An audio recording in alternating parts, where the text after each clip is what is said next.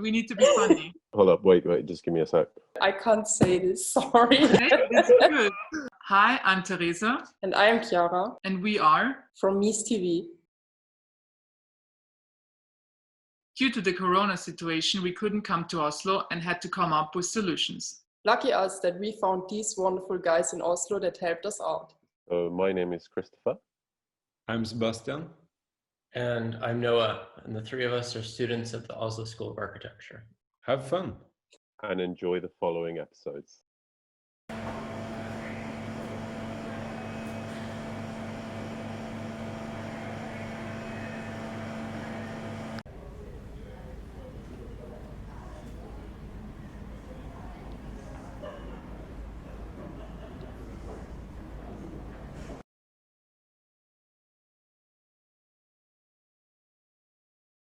The academy, it's very intensive program. It lasts 8 days, and you are in a very large group of students from around the world. And in the spectrum of 8 days, you get a task, a very complicated task, and you're trying to engage with this topic.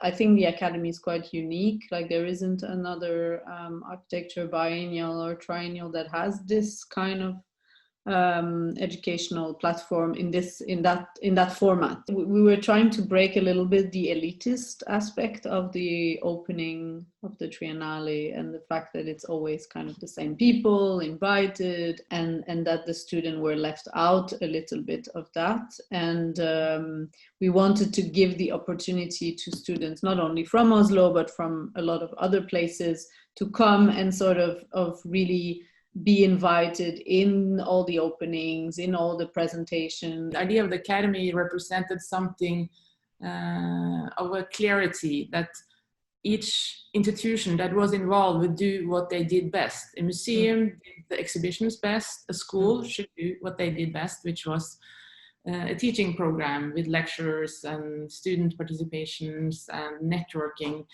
and a platform for dialogue, basically.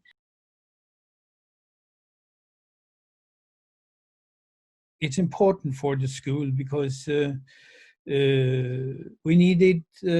were always seeking international platforms, and we were always seeking to sort of involve ourselves in the city to do relevant projects, and we wanted to develop our network, and this was an excellent opportunity. Maybe we especially wanted some kind of platform to exhibit our projects, and have been trying to use the OAT as a platform for presenting projects from the Triennale. During the recent OAT events, we have sort of tried to make this as an international workshop for students, as you know. So I think students were very profoundly involved from the start, but if you talk about numbers, they're more involved today than they used to be. The future belongs to the students, the next generation, and they need to be invited in for that conversation and to be able to create a platform where this dialogue and exchange and these voices are being heard and even seen. I think that's as much as we can hope for. The idea is to always do it in an inoccupied building. That the building was receptible to change and quite rough treatment. Also linked the theoretical level of the Triennale to something very physical and something very spatial and even material and visual. And it was really occupying these different spaces in a very active and quite exciting way, I would say.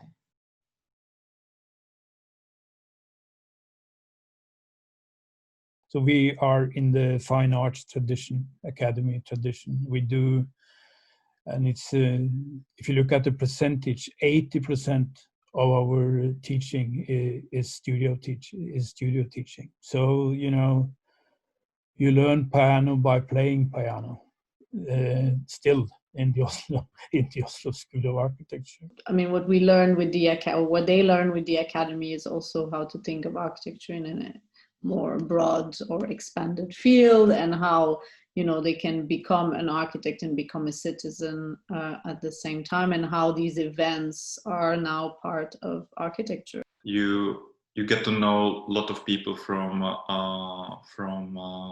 different schools, and you manage to read the topic of the Triennale from different perspectives.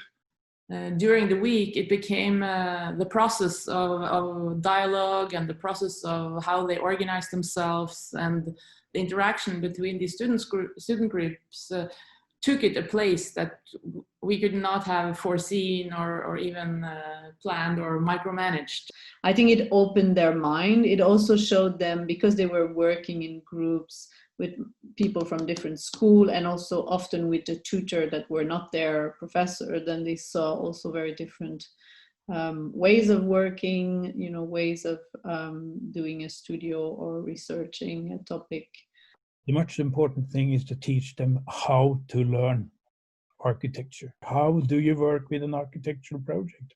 How do you develop a project? What kinds of ideas are needed, etc., etc. And this, of course, this is not only dependent on talent, you know. People can be excellent drawers without being able to learn how to learn architecture.